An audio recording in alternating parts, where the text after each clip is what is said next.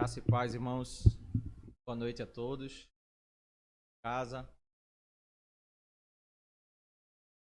Palavra de Deus. Vamos para nossos estudos. Gênesis, no capítulo 5. A exposição da palavra de Deus. A palavra é importante que, a partir de hoje, o decreto dado a casa hoje, armas na palavra, agirmos pessoalmente, mas focados a armas, focados a darmos um pouco para o Senhor.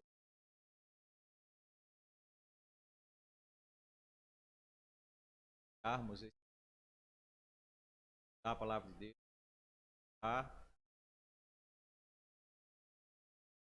nós nesse tentar alimentar a nossa alma para lidar com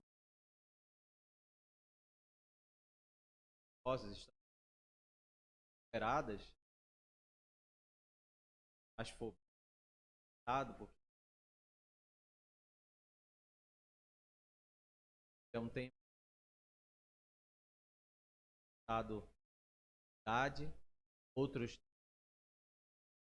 parentes, termos, pais, alguns parentes, falecimento. Temos essa seriedade do momento, mas é um arma na nossa alma, espiritual, buscarmos o Senhor. Estaremos quartas-feiras da igreja, portas fechadas, faremos a palavra de Deus está sendo pregada ao alimento da palavra do Senhor. Focamos os estarem orando.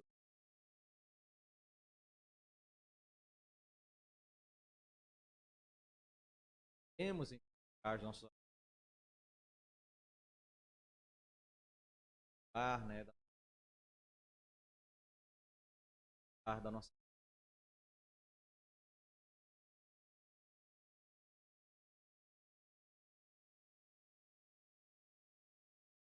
Pois bem, meu Deus.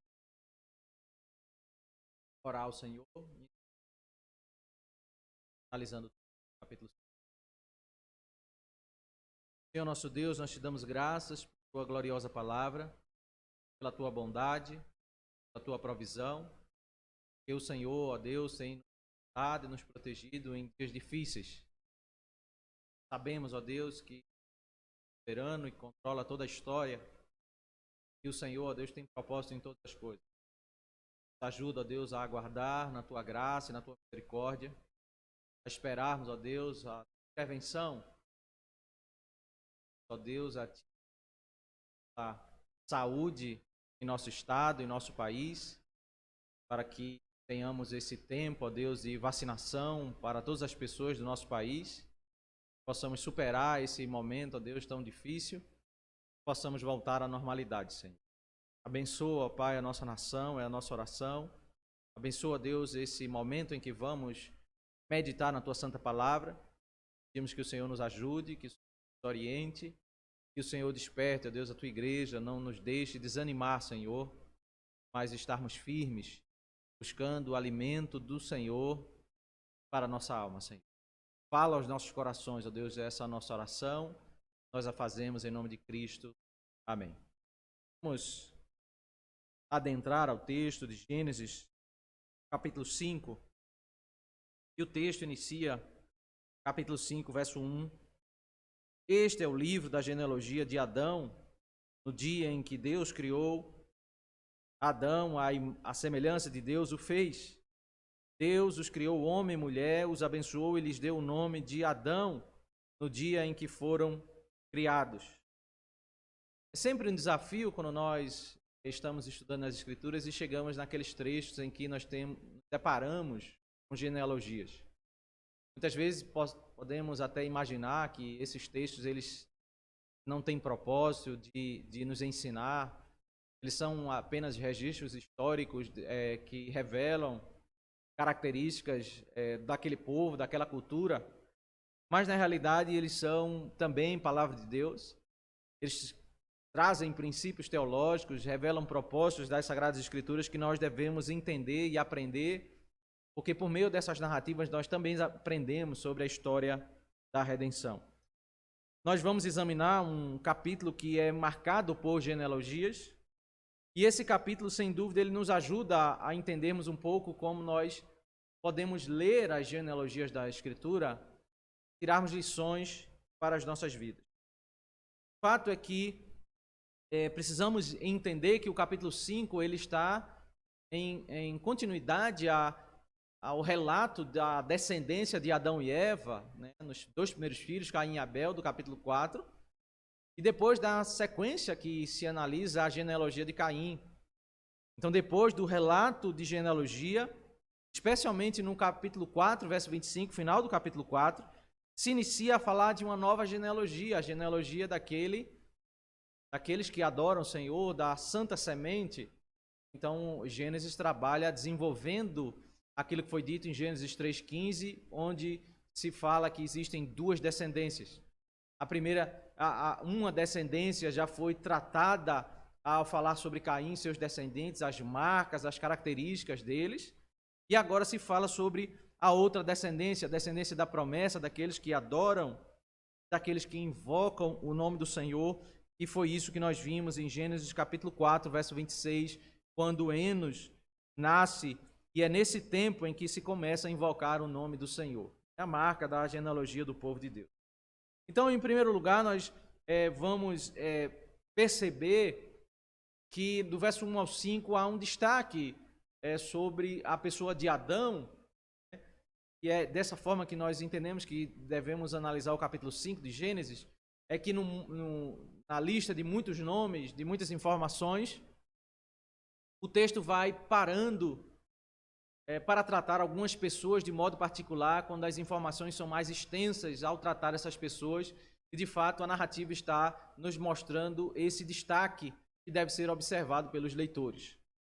Então, no capítulo 5, verso 1 ao 5, nós temos um detalhe ao falar sobre Adão, bem diferente do que nós vemos em outros versículos que vão, especialmente o verso 6 em diante, nós vamos ter um padrão, quase que uma série de informações repetidas, com as mesmas características, mas em determinados momentos eles têm essas paradas explicativas mais extensas. E aí nós temos isso com a pessoa de Adão, ao dizer que esse livro é o livro da genealogia de Adão, que Deus criou Adão, à semelhança de Deus o fez, Deus os criou, homem e mulher, os abençoou e lhes deu o nome de Adão no dia em que foram criados. Algo interessante que nós vamos observar nessa narrativa sobre a genealogia de Adão, que não se menciona Caim como filho de Adão. Porque o objetivo não é enumerar todos os filhos que Adão teve, mas é listar a descendência da promessa. Então, ainda que Caim é filho de Adão, mas nesse capítulo 5 ele não é mencionado como parte dessa genealogia, porque aqui diz respeito à genealogia da promessa daqueles que servem a Deus, daqueles que temem a Deus. E por isso Caim e toda a sua descendência que foi tratada no capítulo 4, ela é omitida dessa genealogia. O destaque que já foi dito lá no capítulo 1 é que ele foi criado à imagem e semelhança, e esses termos eles não são atribuídos ali no capítulo 4 à genealogia daqueles ímpios, porque de fato é Adão e os seus descendentes que adoram a Deus que eles vão apresentar esse caminho de restauração, porque o conceito de imagem e semelhança ele significa sabedoria, retidão e a habilidade dada pelo Senhor para se relacionar com o Senhor em adoração.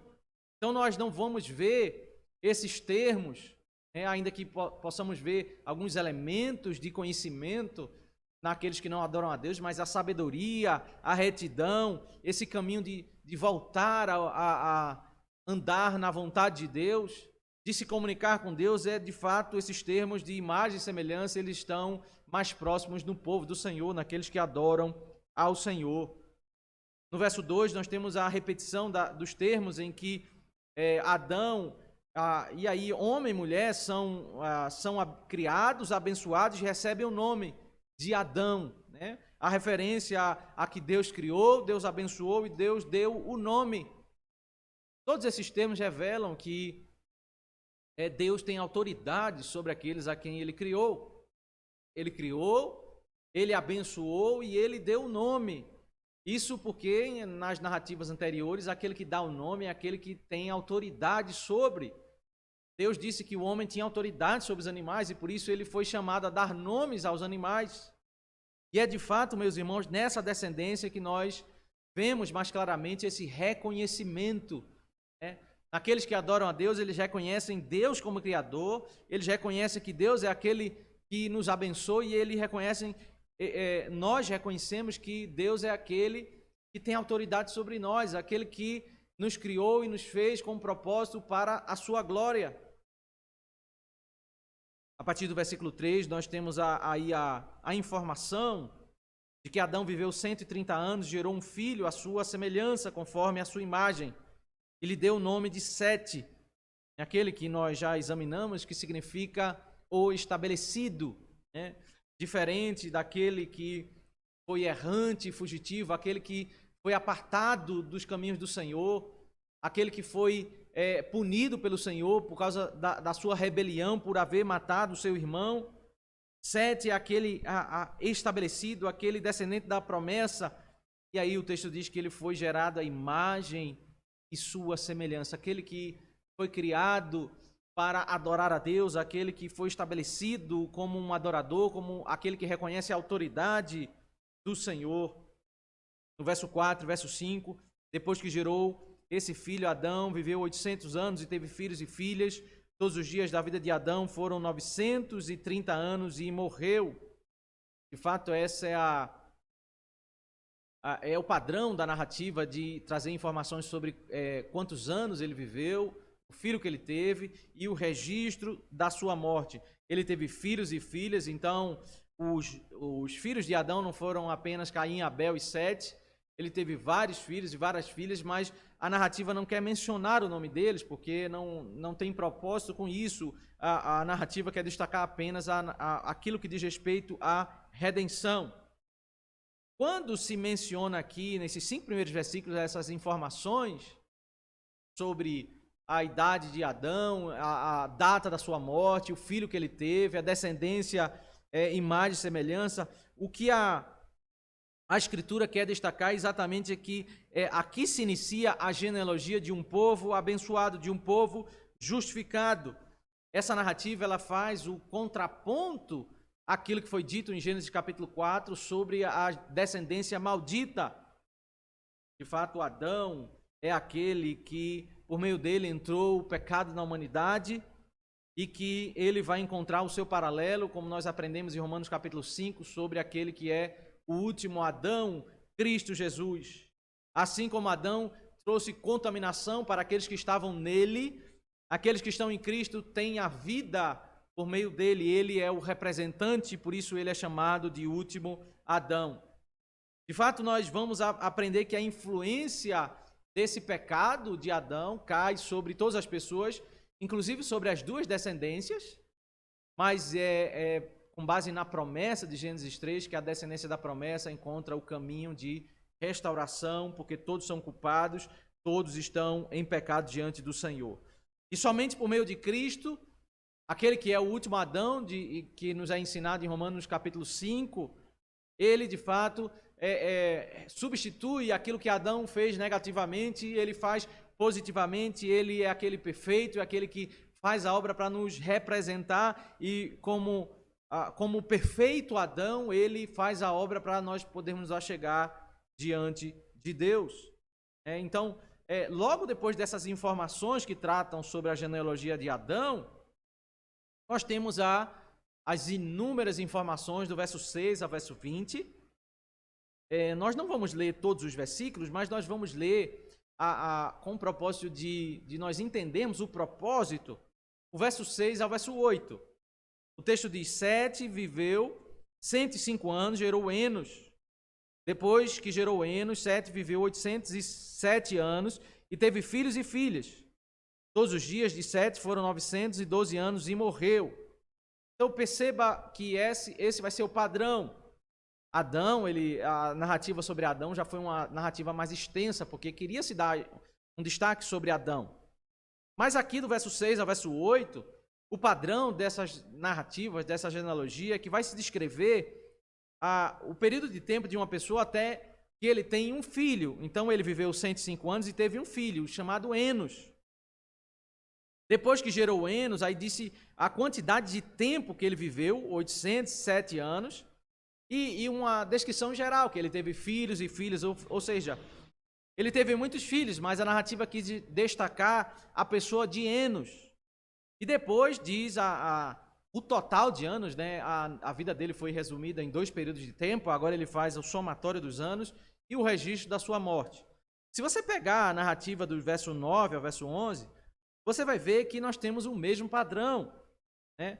Depois vai se dizer, aí falar sobre Enos, falar sobre um filho, Cainã, o tempo que ele viveu antes de gerar esse filho, o tempo depois desse filho, a narrativa geral que ele teve filhos e filhas, e no final o resumo, o somatório e o registro e morreu. Então, essa narrativa ela vai nos mostrando esse padrão do verso 12 ao verso 14, do verso 15 ao verso 17, e vai nos mostrando que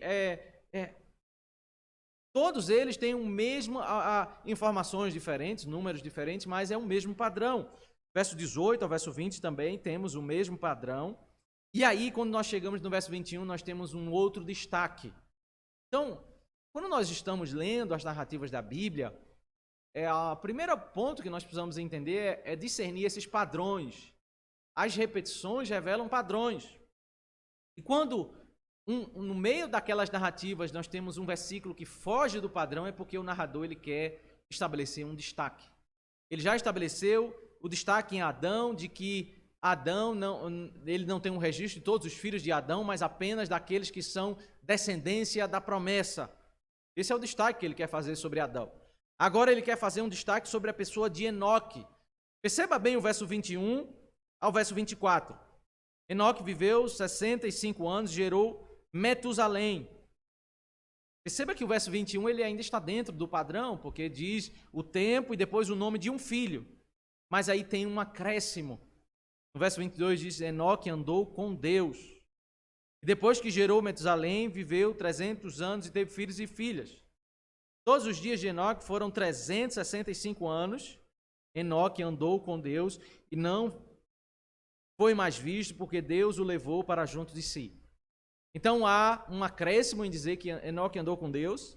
E depois no verso 24 há uma mudança no padrão, porque não se registra a data da morte, mas há como que um arrebatamento. Deus toma Enoque para si. E qual é o ensino que o narrador ele quer estabelecer aqui no verso 22 e verso 24? Ele usa o termo, no verso 22, aquele mesmo termo que está lá em Gênesis capítulo 3, verso 8, quando Deus andava no jardim para se encontrar com o homem.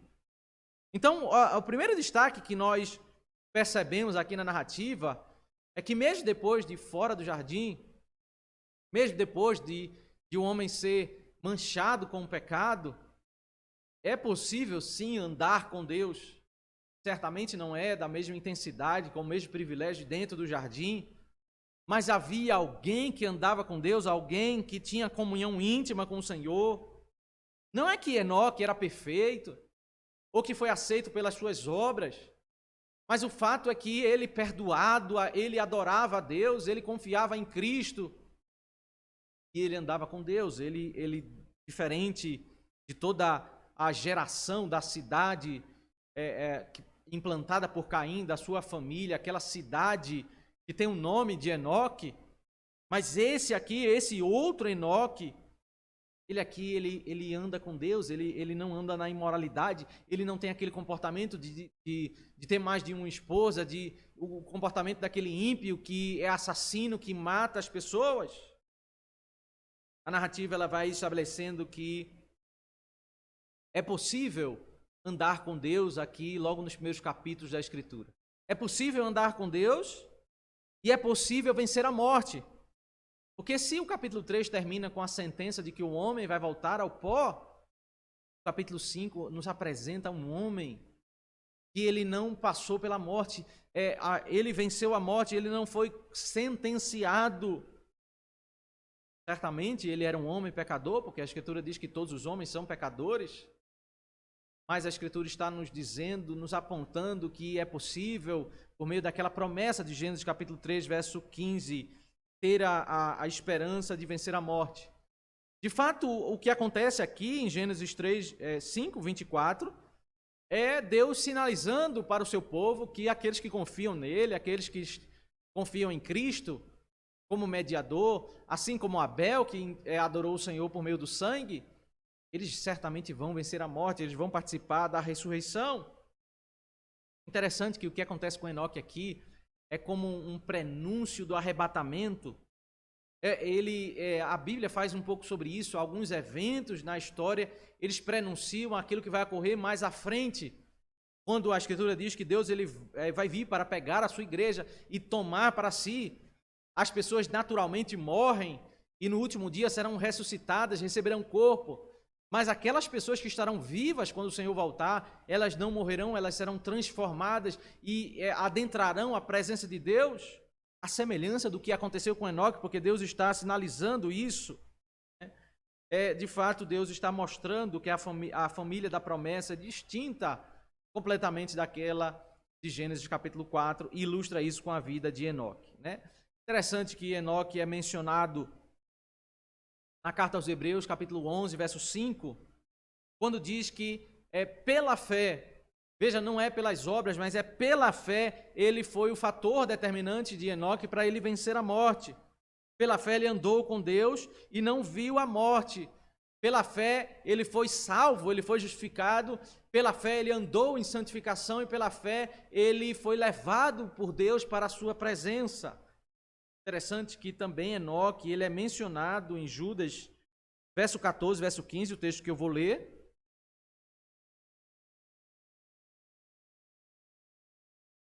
Quando ali Judas descreve uma profecia de Enoque, profecia essa que foi preservada oralmente no meio da nação judaica, até que no Novo Testamento nós temos o registro dessa profecia. O verso 14 diz: foi a respeito deles que também profetizou Enoque, o sétimo depois de Adão, dizendo: eis que o Senhor vem com milhares dos seus santos para exercer juízo contra todos e para convencer todos os ímpios a respeito de todas as obras ímpias que praticaram e a respeito de todas as palavras insolentes que ímpios pecadores proferiram contra ele. Perceba que Judas está olhando para os imorais da sua época e está dizendo que eles são semelhantes àqueles a que Enoque disse uma profecia, o Enoque de Gênesis, o Enoque que foi usado por Deus como um profeta. Perceba que naqueles dias de Enoque ele pregava, havia pregação da palavra, e ele pregava sobre um dia em que o Senhor iria vir ao mundo para exercer juízo. Ele está pregando sobre a segunda vinda.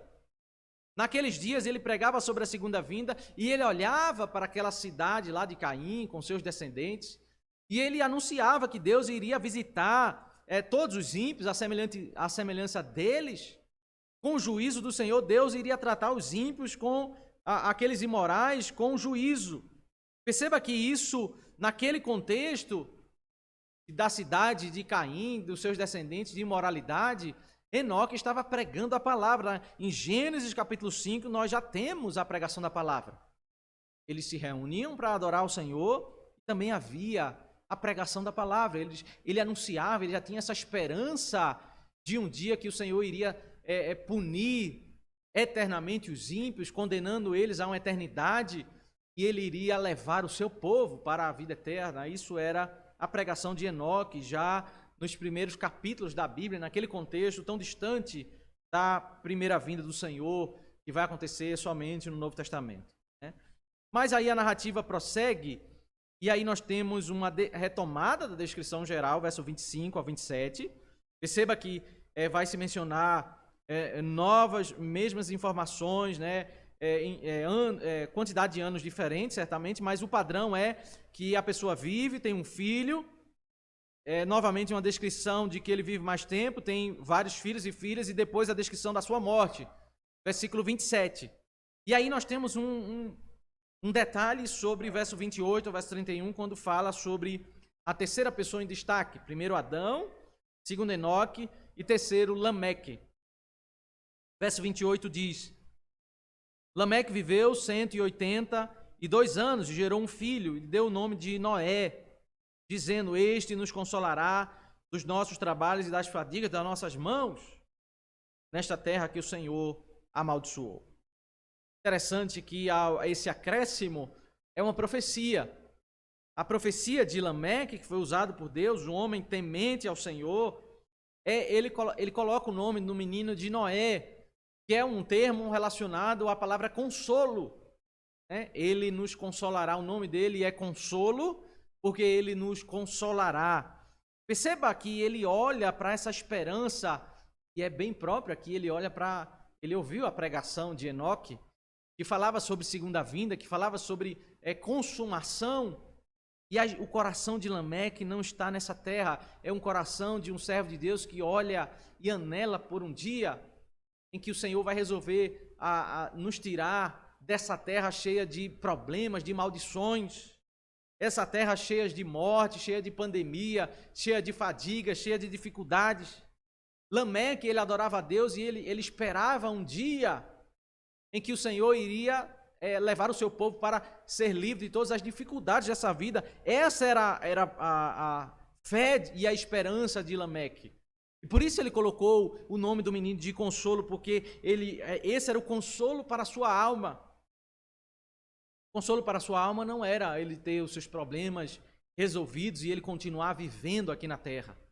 Lameque sabia muito bem, pela pregação da palavra, aquilo que ele havia recebido, que ainda que nós tenhamos problemas resolvidos, né, lutas resolvidas, certamente serão problemas resolvidos parcialmente, porque nós ainda estaremos nesse mundo caído, cheio de dificuldades. Uma dificuldade é resolvida, mas aparece outra.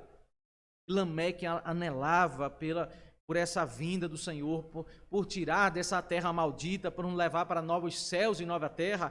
Essa era a esperança de Lameque, de ser levado para a presença do Senhor, né? E aí você pode perguntar, mas parece que Lameque se equivocou, porque Noé nasceu, e nos dias de Noé, Deus até operou uma grande ação, matou várias pessoas, mas depois de Noé, a terra continuou amaldiçoada.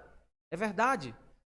Mas, de fato, Noé os atos de Deus nos dias de Noé, eles tipificam o que Deus vai fazer ao trazer novos céus e nova terra. Deus, ele traz uma destruição na terra, mata várias pessoas, deixando apenas uma família para ilustrar que aquilo ali representava o estabelecimento de novos céus e nova terra. Ele findaria aqueles dias para começar um novo momento na história da humanidade. Então, aquilo que é como um simbolismo, uma representação, aquele evento histórico do dilúvio, de um novo momento na história da humanidade, ele representa o que Deus vai fazer no final da história, que é exatamente trazer consolo definitivo. Então, o que Deus faz com Noé é trazer a figura, a representação desse consolo definitivo que vai acontecer no final da era. Mas, de fato, nós olhamos para Noé e nós vemos que isso prefigura esse consolo final, né? Quando nós lemos aqui, verso 30 diz: Depois que gerou Noé, Lameque viveu 595 anos e teve filhos e filhas. Todos os dias de Lameque foram 777 anos e morreu.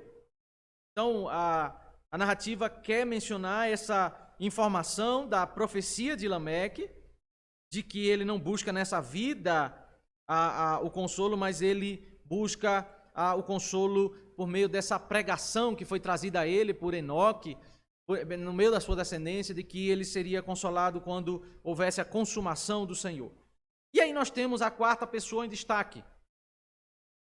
É uma informação no verso 32 que destaca que Noé tinha 500 anos de idade, gerou 100 cães de Jafé. À luz desse padrão que nos é apresentado, há algumas informações que precisamos reconhecer aqui. O primeiro destaque é que parece que esse versículo ele é incompleto, porque o padrão fala sobre nascimento, filhos, o total da idade depois da sua morte. Mas aqui já é incompleto, por um lado, aparentemente, e por outro lado não menciona um filho, mas menciona 3 filhos, diferente do que se menciona em todas as narrativas. Mas na realidade, o versículo não é incompleto, mas é porque agora nós temos uma grande seção que trata sobre a genealogia de Noé. Por favor, olhe Gênesis capítulo 9, verso 28, que diz: Gênesis 9, verso 28 e 29 diz: Noé, depois do dilúvio, viveu ainda 350 anos. Todos os dias de Noé foram 950 anos e morreu. Perceba que a narrativa sobre Noé, ela começa em Gênesis 5, 32 e ela termina no final do capítulo 9. Então, o que temos no capítulo 6, 7, 8 e 9 é uma expansão, a mesma semelhança do que se foi feito em Gênesis capítulo 5, 21 e 22, quando vai falar sobre uma informação adicional, Enoque andou com Deus. Só que agora com Noé é uma estrutura muito mais extensa, vai se separar 4 capítulos para ter o fechamento em Gênesis 9, verso 28 e 29. De modo que o livro de Gênesis é um livro de genealogias. No meio das genealogias nós temos informações que detalham a história daquele indivíduo, em particular, algum episódio específico. Porque se você atentar para Gênesis capítulo 10, veja o que temos em Gênesis capítulo 10. Nós temos novamente a genealogia. O capítulo 11 é, de fato, uma narrativa que detalha episódios associados a essa genealogia, mas o que engloba, o que envolve o tópico maior dessa sequência de textos é a genealogia, até o final do capítulo 11. Quando nós chegamos no capítulo 12, até o final do livro de Gênesis, nós temos a narrativa genealógica sobre os patriarcas, Abraão, Isaac, Jacó e as 12 tribos. Nós vamos ter isso, e no meio desse relato de nascimento de filhos, de genealogias, de número de anos, de quanto eles vivem, nós temos inúmeras narrativas, informações de como eles viveram, de como eles criam no Senhor, de como eles temeram, de como eles erraram, como a esperança deles estava certamente no Senhor. O livro de Gênesis vai terminar no final do capítulo 50, conduzindo o povo, para o Egito. Eles terminam no Egito. E é interessante entendermos isso da narrativa de Gênesis, que se inicia no jardim, na santa presença de Deus, e eles, no final do livro, a queda, eles vão se apartando de Deus, eles vão se distanciando de Deus, e eles terminam naquele que é a figura do Antigo Testamento, do lugar mais distante da presença de Deus, que é o símbolo da perversidade, que é exatamente o Egito. O livro de Êxodo vai mostrar o processo de saída do Egito para ir para a peregrinação. Eles vão ouvir as instruções no livro de Êxodo e Levítico. Eles ainda vão a ser orientados até Números capítulo 10, quando em Números, após o capítulo 10, eles vão se levantar para seguir o Senhor, para adentrar a terra de Canaã. Em Deuteronômio eles vão ouvir a instrução da lei, mas somente em Josué eles vão entrar à terra que de fato representa o que é o jardim do Éden, o que é a presença do Senhor. De Gênesis capítulo 3 eles iniciam um processo de degradação que vai ser restaurado, e que até o momento em que eles vão adentrar somente em Josué, onde nós iremos aprender na palavra do Senhor. Mas o que nós podemos extrair de conclusões sobre esse texto? Perceba que até aqui nós podemos ver algum desenvolvimento da verdade da palavra de Deus. É possível entender o que estava no coração desse povo à luz daquilo que nos é ensinado. Esse povo de Gênesis capítulo 5, eles criam no Senhor, eles criam na promessa de Gênesis 3,15 que Deus iria enviar um descendente para trazer salvação para eles, um descendente da mulher, que é Cristo. Esse povo, ele cria nisso e eles externavam essa fé quando eles se aproximavam de Deus, trazendo o animal com derramamento de sangue, assim como Abel fez isso em Gênesis capítulo 4. Eles também se reuniam, Gênesis capítulo 4, verso 26, diz que eles invocavam o nome do Senhor, eles se reuniam comunitariamente, eles adoravam o nome de Deus, eles se preocupavam em andar em intimidade com Deus, e por isso essa descendência é chamada de imagem e semelhança, porque eles estavam mais próximos da sabedoria, da retidão, da adoração ao Senhor. Eles andavam com Deus, a semelhança de Enoque. Enoque, ele é levado por Deus, mas podemos entender, meus irmãos, que esses termos eles vão se repetir quando vai falar sobre Noé. Vai dizer que Noé andava com Deus. Essas marcas do andar com Deus não é que toda pessoa que andou com Deus é arrebatada. Os servos de Deus, eles andam com Deus. Deus levou Enoque para sinalizar o que ele vai fazer no final da história da humanidade. Ele vai arrebatar a sua igreja. Alguns não vão passar pela morte, mas todos os crentes, todos aqueles que creem no Senhor, eles têm essa convicção. Deus vai proporcionar a solução para a morte. O cristão, ao crer em Cristo, ao confiar nos méritos de Cristo, ao olhar para o sangue do Cordeiro, ao invocar o seu nome, ele crê que o Senhor ele proveu a solução para a morte. E por isso, aquilo que aconteceu com Enoque vai acontecer com a igreja do Senhor. Deus tomará a sua igreja para si, e nós viveremos com o Senhor por toda a eternidade. Certamente nós podemos concluir dessa sequência de textos que naqueles dias havia a pregação da palavra.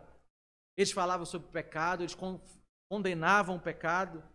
Se na cidade de Enoque e Lameque eles estavam falando sobre pecado e imoralidade, no outro a descendência, o outro Enoque, o outro Lameque, eles tinham um outro estilo de vida, eles tinham uma nova esperança, eles olhavam para a pregação da palavra, e a pregação da palavra levava eles a ter uma esperança de novos céus e nova terra. De modo, meus irmãos, que nós temos em essência a mesma fé, o mesmo meio de salvação e a mesma esperança que esses servos de Deus eles tinham nesses dias. Gênesis capítulo 5 nos fala sobre como essa lista de servos de Deus, em que são ressaltados 4 nomes. Perceba que a lista não acaba, porque agora nós vamos para o capítulo 6, com uma grande seção que vai, como um grande parênteses, que é o capítulo 6, 7, 8 e 9, até que teremos o fechamento ao se falar sobre a genealogia de Noé. Mas nesses nomes mencionados nós aprendemos esses conceitos, aprendemos que temos em essência a mesma fé que esse povo. E me parece que esse é o argumento do autor aos Hebreus, no capítulo 11, ao falar que a fé da igreja é exatamente a fé daqueles homens de Deus. Pela fé Abel, ele ofereceu o sacrifício mais excelente ao Senhor. Pela fé de Noé, pela fé de Enoque, pela fé de todos os servos de Deus. É a mesma pregação da palavra que Enoque fez naqueles dias. E lá no final do Novo Testamento, Judas, ele vai achar tão relevante para resolver os problemas dos seus dias. Perceba como a palavra de Deus ela é eficaz, ela é atual. Os problemas que nós encontramos aqui no livro de Gênesis são os mesmos problemas que nós vemos na nossa sociedade nos dias de hoje. Nós vemos as mesmas lutas, os mesmos argumentos, as mesmas atitudes de imoralidade, de incredulidade, e também vemos as marcas daquele povo que serve ao Senhor, que teme ao Senhor, que tem o Senhor como prioridade em suas vidas. Que o Senhor Deus nos fortaleça, nos faça sermos mais e mais alimentados pela sua gloriosa palavra, que sejamos edificados nela, que sejamos confrontados com ela, que ela nos sirva de alimento, de esperança, e que o nosso anseio não seja como o anseio de tantas pessoas que não confiam em Deus, o anseio simplesmente de ter os problemas dessa vida resolvidos. Que o nosso anseio seja como o anseio de Lameque. Certamente, meus irmãos, dias difíceis irão passar, a pandemia vai passar, Se de fato esse for o propósito de Deus antes da sua vinda, se isso se confirmar e a pandemia passar, nós voltaremos a viver a nossa normalidade, mas o problema da alma persiste. Aquele que não se encontrou com Deus, aquele que não teme o Senhor, aquele que não anda com Deus, que não tem perdão de pecados, que não confia em Jesus Cristo, ele continuará com problema, ele continuará com a dificuldade na sua vida. O nosso consolo, meus irmãos, é certamente a saber que estamos perdoados dos nossos pecados quando confiamos em Cristo. E certamente encontraremos o consolo, aquilo que é o termo dado para o nome de Noé. Encontraremos consolo final quando o Senhor voltar. Não teremos consolo nesta vida. Nesta vida nós temos as primícias desse consolo. Nós lidamos com as dificuldades, somos acalentados pelo Senhor, somos apaziguados pelo Senhor, mas certamente, meus irmãos, a palavra de Deus nos leva a pensar sobre novos céus e nova terra. A olhar muito mais além do que esta vida, a olhar para a glória eterna, e na glória eterna nós temos o consolo para a nossa alma. Que o Senhor Deus nos abençoe. Eu vou fazer uma oração. Enquanto eu faço a oração, você pode, se assim desejar, colocar as suas perguntas, ou seja no chat do vídeo, ou seja no grupo do WhatsApp da igreja, tá bom? E após a oração eu vou estar respondendo as perguntas, se assim houver perguntas. Senhor nosso Deus, nós te damos graças por tua gloriosa palavra. Damos graças, Senhor, pela tua bondade, porque o Senhor tem sido bondoso conosco. O Senhor nos ajuda, ó Deus, a aprender da tua palavra no meio das genealogias, a aprender, ó Deus, sobre a pregação da tua palavra naqueles dias, a esperança daquele povo, ó Deus, como é a esperança, a nossa esperança, porque nós cremos no Senhor, nós cremos no teu poder, nós cremos que o Senhor irá resgatar, tomar para si, ó Deus, a tua igreja. Que o nosso coração, ó Deus, nesses dias difíceis sejam fortalecidos, reanimados, encorajados, que possamos, ó Deus, fincar os olhos no céu, na tua glória, possamos passar esses dias difíceis perseverando, ó Deus, olhando para a tua glória e a tua soberania, Deus. Acalma os nossos corações, nos dá a firmeza de fé, nos dá conhecimento da tua palavra, Senhor, para que possamos andar firmes ante a tua presença e possamos viver para a glória do teu santo nome, ó Deus. Isso nós te oramos e te pedimos em nome de Cristo. Amém.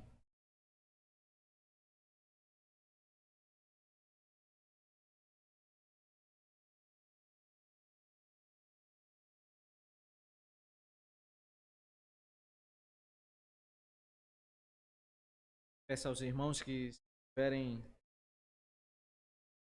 a ver alguma pergunta no grupo, possam colocar no grupo do WhatsApp, e a gente pode estar interagindo um pouco aqui ao longo desse estudo.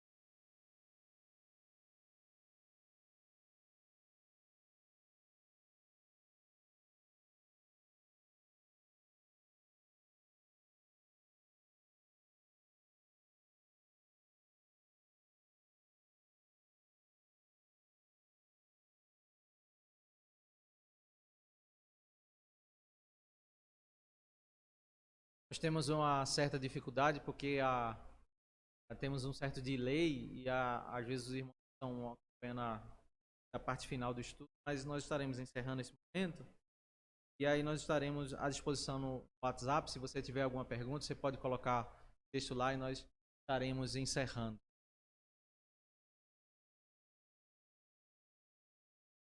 Pronto, nós estamos recebendo alguma pergunta.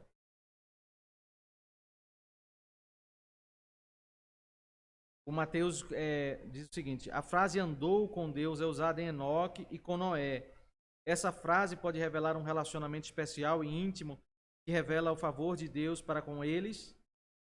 Sim, certamente essa frase ela tem que ser entendida à luz daquilo que foi dito em Gênesis capítulo 3, quando diz que Deus andava.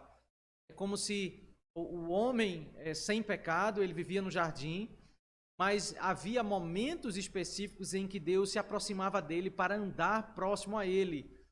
encontros especiais, encontros que revelavam essa intimidade, né? O que eu penso que nós devemos entender não é que Enoque ou Noé seja uma classe especial de crentes. E me parece que a gente vai, ao entender dessa forma, a gente vai cair num equívoco, que é enfatizar o mérito de Enoque e o mérito de Noé. De fato, Noé e Enoque, eles eram homens pecadores. O grande qualificativo de Enoque e Noé é que eles são distintos da genealogia do capítulo 4. Quando ele diz que Enoque andou com Deus, é porque todo servo de Deus andava com Deus. Quando diz que Noé andou com Deus, é porque aqueles que temiam a Deus, que no caso, nos dias de Noé, é apenas Noé, a sua esposa e os seus filhos e as esposas, somente eles entram na arca, que representam, ali a arca representa a salvação, são eles que andam com Deus. Então, Enoque andou com Deus e foi arrebatado, mas Noé andou com Deus e não foi arrebatado. Então, sem dúvida, esse termo ele fala sobre um favor especial de Deus, no sentido distinto dos incrédulos. Mas não quer dizer que Enoque era uma classe mais ungida, mais especial, mas a narrativa está destacando o que é. Esse é o ponto de entendermos a genealogia. A genealogia apresenta o que é a família do povo de Deus, né? Enoque, ele é uma descrição sobre quem são os crentes, né? O que aconteceu com Enoque vai acontecer com várias pessoas quando Cristo voltar, porque a igreja é descrita como o povo que anda com Deus, né? Então, esse qualificativo ele deve ser entendido como um qualificativo que todos que estão em comunhão com Deus, eles têm isso, né? Todo o povo do Senhor. Eu recebi a mensagem aqui que alguns irmãos tivemos uma dificuldade na transmissão nos 5 minutos iniciais e alguns irmãos não chegaram a presenciar, né, a ver as palavras iniciais que eu apresentei sobre a questão do tempo que nós estamos enfrentando hoje de Covid. Então eu vou repetir, tentar resumir aqui, repetir um pouco as palavras iniciais, né? Enquanto isso, se alguém tiver alguma pergunta, pode acrescentar. Mas o que eu mencionei no início da transmissão, eu volto a repetir aqui, é que nós estamos acatando, né, a decisão do governador do estado, que decretou o isolamento e a proibição das reuniões presenciais. Nós hoje estamos fazendo a transmissão ao vivo, sem a presença dos membros. Estaremos novamente domingo pela manhã, no mesmo horário, às 9 da manhã, e domingo à noite, também às 19 horas, iremos permanecer com os horários. Iremos continuar com o estudo da palavra, quarta, domingo de manhã e domingo à noite, para que a igreja seja alimentada, né? O que nós queremos dos irmãos é que os irmãos entendam esse momento e orem ao Senhor, para que o Senhor abrevie esses dias, que o Senhor nos dê dias melhores, especialmente aquilo que eu mencionei no grupo da igreja, que os irmãos tenham muito cuidado com o próprio coração, com a própria alma. Isolamento não é uma questão tão simples, né? Nós precisamos cuidar do nosso coração e por isso nós estamos usando esses recursos para pregar a palavra de Deus, porque entendemos que isso é um alimento importante e necessário para a vida da igreja, né? Então, a orientação pastoral que nós damos é que nesses momentos do estudo da palavra na quarta-feira e nos domingos pela manhã e à noite, né, você chame a sua família, né, pare todas as atividades, né, desligue todos os outros equipamentos, sentem de frente à televisão e juntos, né, ouçam a pregação da palavra, ouçam, né, os louvores que vão ser cantados, né, estejam juntos, né, separando esse tempo, ainda que não um cenário ideal, mas separem o dia do Senhor para ser um dia de alimento para a alma. A igreja ela tem dificuldades quando ela é privada da reunião, do ajuntamento solene. Nós entendemos o momento e o motivo da privação. E se nós formos privados da reunião e ainda privados de ouvir a pregação da palavra, certamente isso trará impacto para a nossa vida espiritual, né? Então, nossa palavra de alerta, de exortação à igreja, para que a igreja saiba tomar cuidado com o tempo que está fazendo uso nesses dias. No mais, creio que não temos mais nenhuma pergunta. Vou checar aqui se alguém colocou mais alguma pergunta, se não colocou, a gente vai encerrar esse momento.